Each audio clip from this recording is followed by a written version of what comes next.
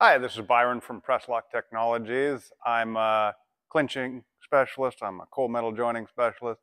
And the lovely Sandy is behind the camera there. Hello. So we are here in Steel City, Hamilton, and we're looking at a lovely T-Rex machine. And what we want to do here is just go through how to do a little bit better quality control than a quick rip and tear. What's something that you can use for numbers? So the good thing about the T-Rex is we've got a digital readout on the side. This is a 5-minute no tools adjustment. So I'm going to show you the steps here. I'm going to hit one clinch, which got a little bit of holding, but nothing really, right? So that we're going to do that exact same one again, right beside that, and you'll be able to see. And then we're going to turn that down. We're going to go down 20 units here. Okay, we'll do another one right there. And then we're going to go to a number that I know is a pretty good, I already did some testing. This was a decent clinch. Okay, so we've got 3 clinches in a row.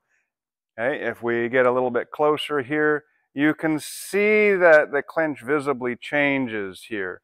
In the beginning, we have a smaller form, and as we get to the end, you can start to see the material deforming. So there are 2 things that you can do to measure.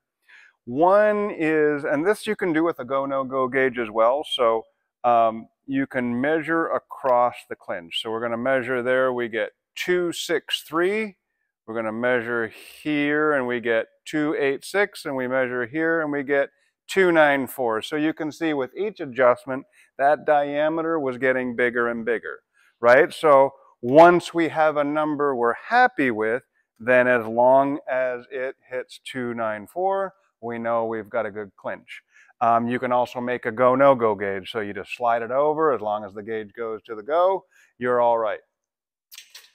I do think this, if you can do it, is a better way to measure. It just tells us that we've been squeezing to a certain point better. So this guy is just going into the pocket, and he's telling us how deep we've been going. So if we go there, we've got a 20, we go there, we've got a 34, and the one that we thought was pretty good was at about 10, okay? So we go down in 10 increments. So that number is pretty good. Maybe the 20 was the better one, but we do some testing here. We have a lab. We will produce results and give you that number.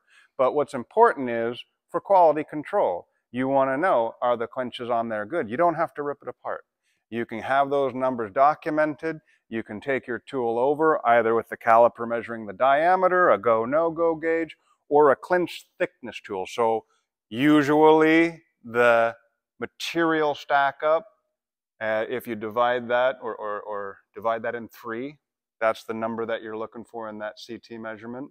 So probably we're in the middle with those last 2, but those are the tools that you would use. You would use a thickness gauge or a caliper or a go, no go gauge. Once you've got the setting right, tools set up, locked and ready to go, that's how you'd go forward. Anyway, so happy that you had a chance to stop by and listen. We got more tips and tricks coming, and thank you for watching. Look forward to hearing from you soon.